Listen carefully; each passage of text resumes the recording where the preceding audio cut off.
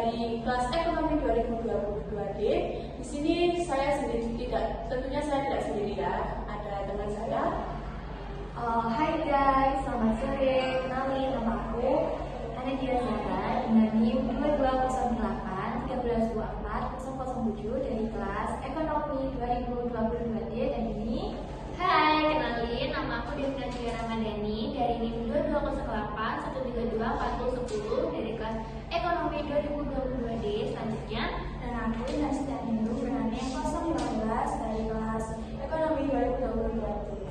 Nah, di sini kita itu tujuannya apa sih teman-teman? Nah, di sini kita itu akan membuat podcast apa? Tentang dampak positif dari pariwisata. Nah, ekonomi pariwisata itu ada dampaknya positif, ada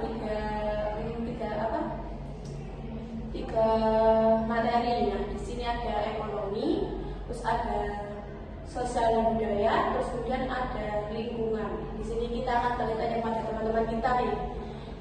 Mulai dari apa dulu nih teman-teman? Ekonomi atau lingkungan atau sosial budaya dulu? Mungkin bisa dari aku dulu ya, yang sosial budaya. Boleh ya, Pak. Boleh, Pak. Jadi aku tuh kebetulan ini ya, dampak positif ekonomi pariwisata terhadap sosial dan budaya. Jadi kalau ekonomi pariwisata itu punya berbagai macam dampak positif ya, apalagi di lingkup sosial budaya. Oke, jadi yang pertama kalau dampak positifnya itu bisa ya di sosial ya, kita itu bisa berinteraksi ya sama orang-orang yang warga lokalnya di situ. Terus kita juga itu kalau budaya kita juga bisa mengetahui lah kayak budayanya mereka di sana itu seperti apa. Kita juga bisa belajar gimana sih budayanya orang di sana itu, atau mungkin kebiasaannya orang-orang di sana tuh gimana. Jadi kayak kita tuh tahu juga keberagaman atau kebiasaan atau mungkin kebudayaan dari mereka sendiri itu. Nah, di sini saya mau banyak lagi nih. Banyak contoh pariwisata yang menurut Mbak Nadia apa? Bisa Mbak Nadia jelaskan, Masnya beri contoh lah. Gimana nih ya maksudnya, bisa dijelaskan nggak? Contoh dari apa ya? Pariwisata apa nih? Sosial budayanya itu apa aja? Contohnya gitu. Oke, contohnya ya itu jadi contohnya itu Pulau Goen ya. Kalau Pulau Goen itu kan terkenal sama warganya itu yang ramah-ramah ya, baik-baik juga. Itu juga salah satu dampak positif juga kan terhadap sosialnya juga. Jadi kalau begitu kan mereka warga di sana itu kayak cepat bergaul lah ya sama wisatawan ya gitu. Itu sih. Oke, terima kasih ya Mbak Nadia dari sosial budaya ini. Oke, kemudian yang kedua, siapa nih yang mau menjelaskan lagi dari dampak ekonomi atau apa lingkungan? mau siapa dulu nih? Kalian udah dapat Nadia. Mbak Nadia mau tunjuk yang mana nih? Siapa nih? Mungkin dari Mbak Devina dulu ya yang mau menjelaskan tentang dampak positif dari ekonomi pariwisata terhadap perekonomian. Oke, aku Devina, tadi sudah kenalan sebelumnya. Jadi berhubung aku ditunggu sama teman-teman buat ngejelasin. Tunjuk ini ya, nanti sebenarnya mau jelas aja nih. Gimana ya, mau nggak mau ya guys ya. Jadi aku mau ngejelasin aja nih tentang dampak positif pariwisata dalam bidang perekonomian. Pastinya yang pertama itu menambah devisa negara. Iya nggak sih? Iya dong, pastinya. Nah, kenapa?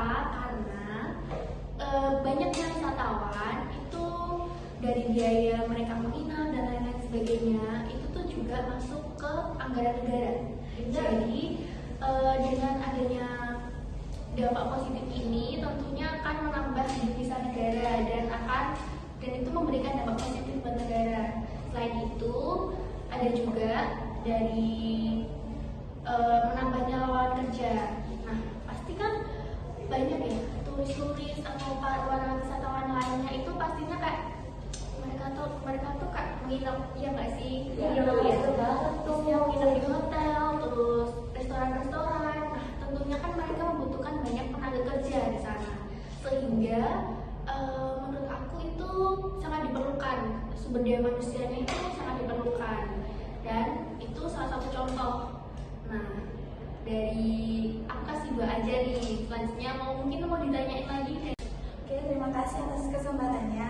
di sini aku mau jelasin untuk dampak positif itu ya pariwisata terhadap lingkungan. Jadi itu pertama konservasi alam dan satwa liar. Jadi contohnya tuh kayak di Bromo tuh selain menawarkan keindahan alamnya, di Bromo tuh apa ya?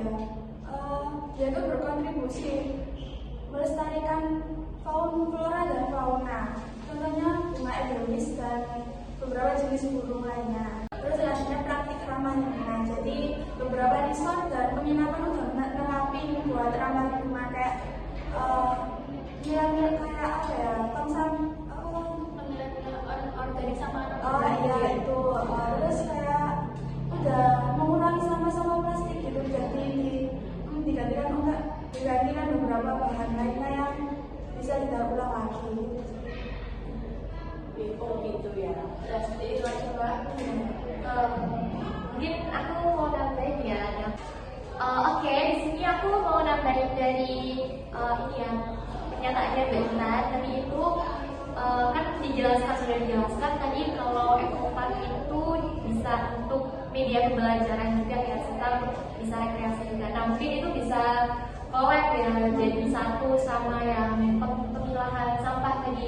Jadi selain mereka pemilah sampah, mereka juga ngerti gitu loh, bisa tahu cara gimana sih daur ulang biar jadi produk yang atau mungkin barang yang bisa dihasilkan dipakai ulang gitu. Kalau misalkan kan udah banyak nih contohnya kayak barang dari daur ulang yang bisa dipakai lagi gitu kan, itu kan juga nanti bisa dijual sih, itu juga nanti bisa nambah pendapatan dari tempat wisata itu sendiri. Itu sih kalau dari aku. Sekarang juga banyak gak sih penggunaan kayak tote bag gitu. Iya, bener banget. Bisa buat penyimpanan gitu kan, dulunya kan pakai plastik ya. Sekarang itu mengurangi sampah, jadi bisa digantikan dengan bahan-bahan yang bisa dipakai untuk berulang kali. Bener banget tuh. Kan kita juga itu udah ada di fase ya kayak Ada milenial. ya milenial lah, terus kita juga kan kita itu udah kurang plastik lah ya, karena kan kebanyakan kita baca berita itu kan juga di mana-mana itu pasti kebingungan untuk mengatasi dari sampah plastik itu gimana sih. Nah ini kita sebagai peran anak muda itu buat Mencegah turut apa ya kan, kita tuh turut berpartisipasi ya buat mengurangi sampah lingkungan di bumi ini itu. Sini aku mau tanya nih satu aja, kapan yang mau jawab? Kalau apa ya? Kan kemarin itu ada sempat viral ya, yang tadi Mbak Tita sudah nyinggung apa tadi Bromo ya? Apa tuh? Nah di Bromo kemarin kan ada itu viral apa ya? Ya pembakaran itu loh, yang asapnya dibuat foto private atau pernikahan itu. Nah itu kalian itu seperti apa? Tanggapan dari kalian? Mungkin siapa dulu? Boleh siapa dulu nih? Mbak Devia, Mbak Devina, Mbak Intan dulu? Atau siapa boleh nih? Oke, menurut aku itu merupakan tindakan yang disayangkan banget ya. Soalnya kan itu keindahan alam harus dirusak sedemikian cuma gara-gara oknum yang kurang bertanggung jawab. Demi keestetikan gitu ya? Menurut aku kurang pas aja sih untuk kebutuhan pribadi ya, kayak sampai Terus juga banyak orang gitu ya? sampai ditutup kan, orang-orang yang mau liburan pun kayak aduh kamu kok gini, jadinya dipending gitu. Jadi juga menurunkan perekonomian. Bener banget tuh. Jadi kan kalau perekonomiannya mereka turun kan otomatis pendapatan juga mereka turun. Kalau pendapatan dari mereka turun kan nanti kan juga kita akan jadi ini ya pengangguran juga kan. Iya betul.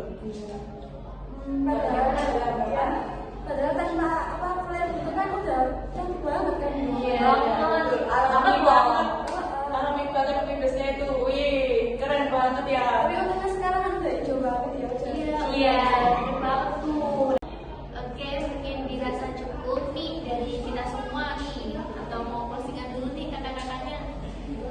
Apa ya, mau closingan ini berhubung udah sampai di durasi kita, jadi kita mau langsung akhiri saja. Sebelum diakhiri ada nih sepenggal kata-kata mungkin dari mbak-mbaknya gimana? Oke, dari aku mungkin ya, selagi alam kita bagus, itu baiknya itu dijaga, jangan dirusak, lebih baik